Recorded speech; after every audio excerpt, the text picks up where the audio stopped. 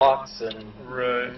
and That's communist architecture, really. I mean, yeah, and it just caught on because it was so effective, efficient, cheap. efficient and cheap. But the operating word of that is operating phrase is cheap. Right. But you know, like I remember Bob Birkbaugh gave a lecture. That's how I met him and ended up having dinner with him and talking to him because I was going to build a house and I wanted some of his opinions, right? But he was talking about with his statement. I'm going to quote him. It's Demonstration of Wirecast. is it efficiency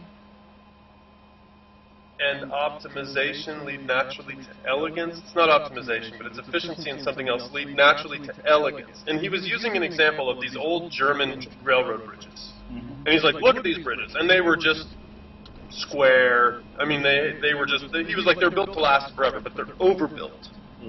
Then you look at Eiffel's bridge designs, and they use all these curves and much less material, but just as strong.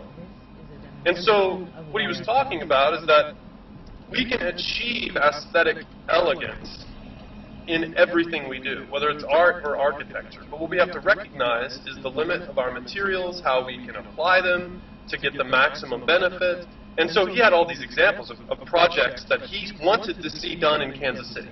And then he had the actual photographs of what ended up happening. And it's all communist architecture. It's all just like, no, we can't go with these revolutionary new designs that are using new materials. We just have to go with what's tried and true. Big box. Let's wrap it in glass and call it good. And these things are designed to last. You amortize your costs aggressively. They last 30 years. You walk away. The building's blown up later. You don't care about it anymore. You've already got all your money. And that's the thing, I think, is that people, when they used to build buildings 100 years ago, 200 years ago, 500 years ago, there was accountability. And now there's no accountability. Like the people who come in and do this Cordish group, they're not going to be held accountable because they created the system and the contracts that don't make them be accountable. Yeah, and if you look at all these buildings here, well, here's a good example. Here's a president. There's no difference between this building and the ones next to it. Essentially, it's the same. It's a steel structure, framework, and then everything else is draped on it. But that building is built to last and be beautiful. This building is all facade. Yep. A good windstorm will take those fake bricks right off, and then you'll see underneath plastic, styrofoam insulation, and you think, my God, that building was just built in one windstorm. You know, And all this stuff here is just facade. It's made to look like something else. You know, I think I finally got that paragraph show. What it means. Oh, Because that big pile of trash It's is the just kind of facade. a look into the future of the Power and Light District. the Now it all facade makes sense. and the house is the actual frame is Yeah. left bare. Yep. The structure. There's just the frame, and then there's all this trash. So are we revising our? No, no, absolutely not. I still think it's completely fail and completely not the direction that we want to go in art. And as a matter of fact, if the artist is going to listen to this eventually, he's probably going to adopt what I just said, because I bet you that the artist is not that intelligent. And by looking at their art, I'm making that assertion. Well, And bring it, you artists, yeah. bring it. Well, this building here actually is a little more genuine in its materials, and it's the anchor. This is what started the Power and Light District essentially.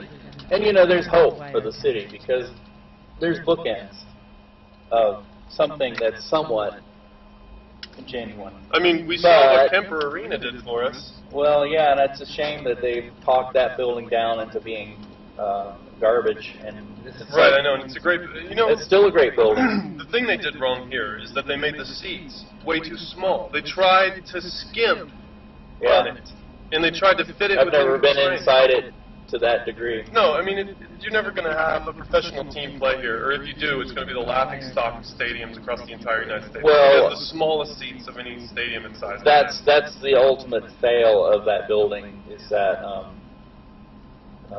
and Bob Cutler, who was the last passenger I had, and I were in Topeka talking about how it's even more so in Topeka. You have a dying downtown, disaffected youth, and yet when the government gets $5 in its pocket, it spends all $5 on new stadiums, new arenas, baseball diamonds that appeal to at the most, probably at a very conservative estimate, 30%, or at a generous estimate, 30% of the population. And it's like, if you invested so much more money in art and everything, the reputation of a city like Topeka would be completely different. And the livability index would go up. Yeah, and it's going to turn the money that you're putting into the individual turns over more in the local economy, and that's what they're disconnected from. I mean, and here in this city, we made the same mistake. We had to build a new arena because that will make our downtown so much better, and it's like, well, but we have Kemper Arena, and even Kemper Arena, the big mistake behind Kemper Arena was it was built in an era when we had to move everything out of downtown, because downtown was falling apart and crumbling, and it's all out in the suburbs and the outlying areas. You know, Kemper Arena never really did redevelop the West Bottoms. No, and then they don't provide incentives for other businesses to go into that district. They only go... Well, they certainly don't provide incentives ever for small business in the city. No, they do not. They say they do, but if you look at it on the surface, maybe, but if you look at it down deep, it's an incentive for a developer or incentive for a large corporation. You can read the Star, and they're going to have an article where $1.9 million is like recent, right? $1.9 million is available for individuals to buy foreclosed homes in their neighborhood. Oh, yeah, an issue close to your heart. Yeah, go look for that. Go down to the city, you know? Talk to them. Go to the 12th floor. And be like, hey, where do I go to begin to figure out where this money is? They're going to give you the runaround. Oh, there is nobody who can give you an answer. There's absolutely nobody who can give you an answer. Where'd the money go? Who got it? You know, there's no follow-up. The Star's not following this up. What they're doing is they're puffing all these people up to be like, look at all these great things that are happening. We're not going to tell you what ultimately happened, but we're going to tell you it's great, and we're going to tell you something great is going to happen. But we're not going to follow it up to make sure that it's actually happening this way. So that's great. You keep everybody just like fooled into thinking that all these positive and wonderful things are going on, and you don't do any follow-up journalism to verify that what is actually going on is being fulfilled. What you're being told is supposed to be available is actually being put into people's hands. If there's no follow-up in the media, and I'm pointing at the Star on this one, then people are just mesmerized. They believe like all these good things are happening, but there's no indication that it's happening. And the problem is that the city is rotting from the inside out. There's a giant billboard up on I-70 that says like "Stop the Madness in Downtown Government" or something. You know, like people are trying to point out that like we have a giant truck whose wheels are spinning just in the mud. Yeah. There's no traction. Unfortunately, those people that props to Tony of Tony's Kansas City for pointing this out. The people who put that billboard up have a vested interest in the system too. Who, you know, they get a lot of money, and they don't. Yeah, almost all of them don't live in town. They are contractors and developers who make money off of the what fund was that? But it's like, you know, for everything that people throw out there, every assertion that people throw out there, it seems to be like this counter story that if you dig a little deeper beneath the surface, it comes up the way you said. People have a vested interest in the system being broken. Right, and they want people to become apathetic or throw their hands up in despair and say there's absolutely nothing I can do. That's city government in America, and that's a shame because the local government is a government that affects you most. Most people would rather sit around and argue about left-wing, right-wing, conservative, liberal, the president, the Congress.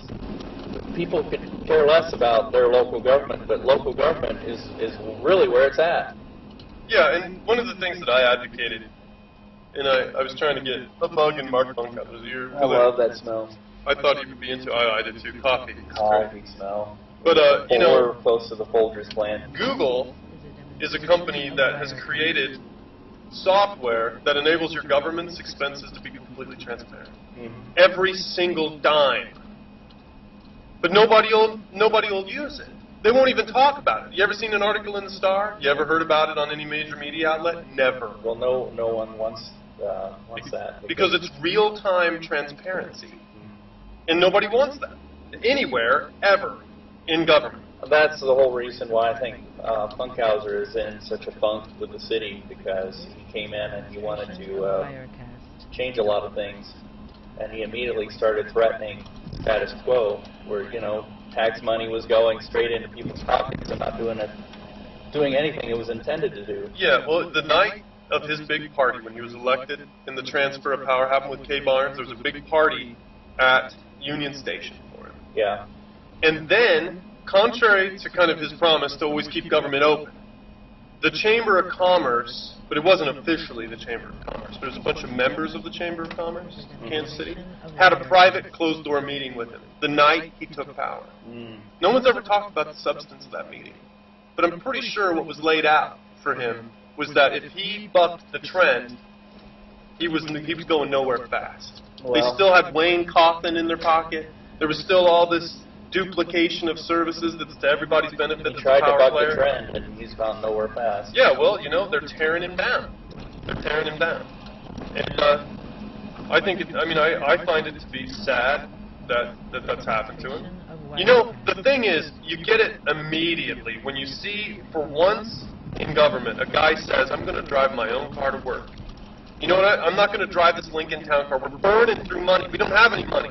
We're borrowing the money that we have. So let's not just continue to have vanity. And that's what he's there. always said. Yeah, and so what's the first article I read in the Star in the op-ed? It's like, what happens when Donald Trump comes to town? You rent a town car. Yeah, Much right, cheaper that's- than having... Yeah, but you know, the guy doesn't posit that as an option. He says that Donald Trump's not going to do business in Kansas City because the mayor's driving his beat up. And you know what? I don't believe that. I wish that Donald Trump could hear this because I want him to call up the Star and say, you know what? I have respect for a... You know, it's different if Donald Trump comes to town to do a private business deal with a private businessman. When he's coming into town to talk to the mayor and the mayor's driving his own car, that's impressive. That means that the city is not going to tax Donald Trump for their own benefit. That Donald Trump's going to be successful in business here because the city's not going to tax him excessively for their fancy parties. But that's, you know, like, but you don't get that. You don't get that kind of honesty in the Star. Instead, you get this attack because this guy doesn't represent the status quo. And the status quo in this town is big money, big power, and big deals. And like, but who's the Cordish group? Like, they're not even from Kansas City. No. Like, whose strings did they pull? What city did you say they were from? Baltimore. I believe they're from Baltimore. Oh, that's so funny. And my understanding is this place downtown is just a carbon copy of what they've done in cities all over the United States. Well, Not unique. we should have learned from Baltimore because that's been held up as a big failure. Yep. Well, they closed one down. It's not Philadelphia, but it's somewhere in the New England states. They had a big development that is just like shuttered because, you know. The thing is that not only is it a big failure, but it deflects tax dollars away from sewer streets, development, you know, programs for youth, crime fighting. It deflects it away into private pockets, private developers' pockets, and the city never sees anything but more and more payments on that. Yeah, right. And you know, like, so now the EPA, the federal government, is really upset with Kansas City because of the sewer issue. Because the raw sewage is mixing with rainwater, and, you know, we have to fix the problem. Yeah, you smell it every time it rains. It's $1 billion problem, right? We've avoided dealing with it. Well, now our water rates are going to go up 50% a year for the next 2 years. That's kind of what they're saying. Yeah. To pay for this problem. That good planning and That's management. one of the first things that the mayor said on his first State of the City address. He said our sewers are going to be a huge problem. Yeah, and it's not like it's a huge problem just because we want it to be. It's a huge problem because the federal government is going to start And fining the nobody city. ever repeated that. Instead, they made a big deal about his wife and you know, things Yeah, like right. that. I'm like, I don't know. I mean, you'd think the guy was like dating Britney Spears or something, with as much as they're focusing on his personal life, instead of focusing on the problems that the city legitimately And faces. I've always said something about that too. That's misogynistic because didn't our past mayor, Mayor Kay, have a husband too? And didn't at times she say that he was an equal partner in her decision making? Right. Yeah. I mean, you know, it's okay to have a husband at home who makes the equal decisions, but as soon as you have a wife at home who makes equal decisions, oh my God, we got co-mayors. Oh, nobody likes Gloria. She's a strong woman. And it's like, you know what? Some of the people who are saying this kind of thing, Demonstration of Wirecast. again, I'm looking at Tony. Some of these people who are saying this kind of thing, look at what they're posting, and you'll see maybe the real attitude. Now, what we